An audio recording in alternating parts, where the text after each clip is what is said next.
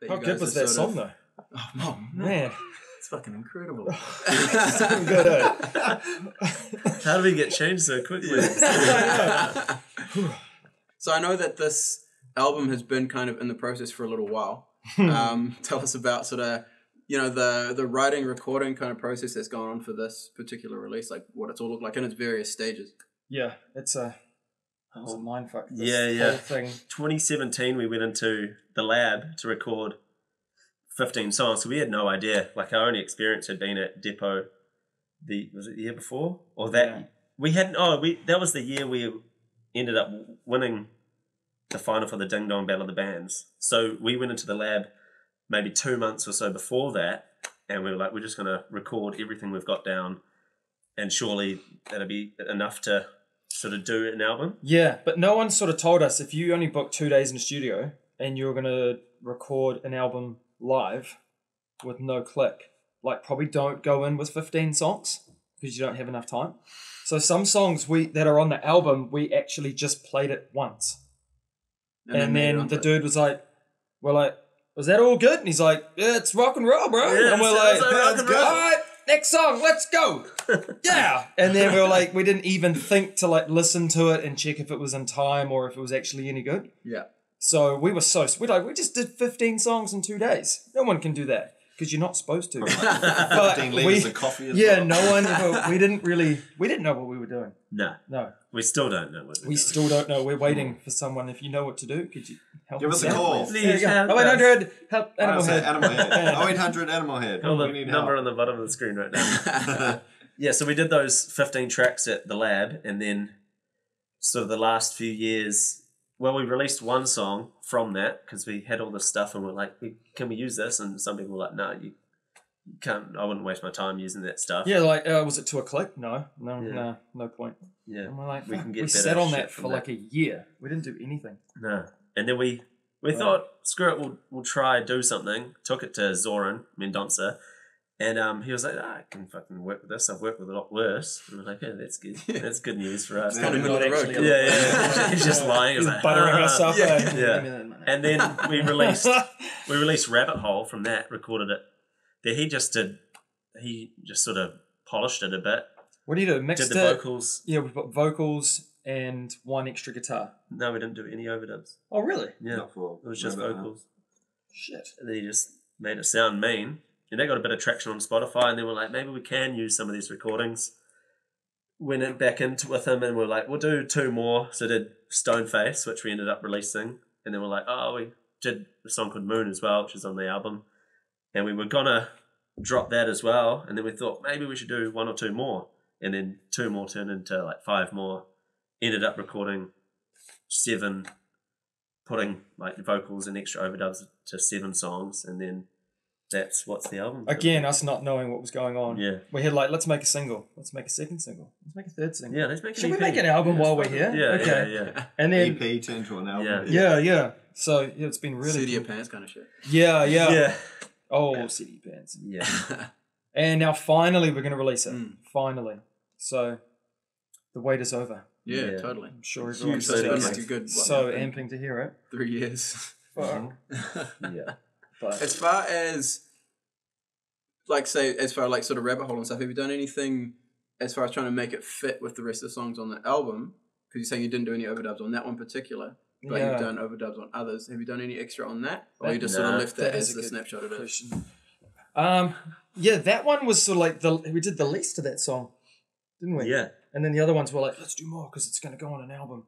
But that one in particular for us, I think because it hit home pretty close, like vocally and lyrically what the whole song was about. So like suicide awareness, which we've all had a lot of that, with friends and stuff. So we're kind of stoked that one in particular took off because it says a lot about like what we believe in and what we want to sort of totally. talk about. So which has been pretty cool. Fuck yeah. I mean, that definitely took off as far as sort of, like, as far as that's concerned, like, that got a lot of momentum. Yeah, really fast. Yeah. Yeah. And it's sort of one of those things that obviously when people have, like, people in their team, as far as, okay, managers and other things like that, sometimes they get a bit more direction as far as, okay, how can we capitalize on this and keep things tracking forward for follow-up releases and stuff like that as well. Yeah. And I know that that's something you guys were kind of sort of coming to grips with a bit as well, as for okay, maybe we sort of missed a little bit of the momentum we could have grabbed off that because that one just kept going for that window. Yeah, and sort of what's something you have learnt from that kind of experience as far as that song getting out there? What have we learnt from that? Oh, well, we didn't seem like we learnt much, to be honest, because we didn't put anything. We did it all over again. We did with it all over Stoneface. again with Stoneface. Yeah. It was just because we didn't expect that song to blow up anything. Like, we honestly did nothing. Yeah. Like, we just went with DRM, like hit up Andy Morris and like got them to, you know, do our music for us and release it on Spotify, and then it just got picked up by a few playlists, and then we were like, holy moly, this thing's just going off in the first couple of weeks. Had some guy do that drum cover on it as well. Yeah, like some dude on Oh, YouTube. the dude in the States, Yeah. Did And then- a drum tech thing on it, which was It was cool. probably actually detrimental because we just kind of thought, because that did so well, we might have more of a chance of Stoneface, you know, just because, and we put a lot more time into the production side of that with Zoran and stuff, and we're like, this must, because it just sounded huge, and then it didn't, so we're kind of like, so maybe it isn't just stick it on there and people are going to love it and Spotify are going to pick it up. Yeah. And But sometimes maybe- it's like the getting into the, like, as far as like one person's ears hear it, and that's what can kind of take it. Yeah, I Sometimes think it's all random alike. for a band like us, though, you shouldn't really release 3 songs and then sit there and just wait for it to happen. Yeah. You know, like back in the day where you were going to like unis and handing out CDs and tapes, and like I think like the whole online thing, it's like posting a photo and waiting for likes. And usually you get a couple of, it's like, oh, cool. Yeah. So then you post a song and you just sit on Spotify waiting for numbers, which just doesn't really represent kind of what the song Yeah. is about. And so it depends. So it's identifying what you're trying to achieve with the song. Yeah, So, but it's different because we've grown up in the Spotify Yeah. releasing sort of stage. So it's kind of confusing when learning you that like, whole side of it. yeah, and when you listen to other bands and it's about record sales and but for us, that's not even really a thing for us. Non-existent anymore. No. And you're like, we got 192,000 streams on Spotify, and it's like, that's a big number, but it doesn't really.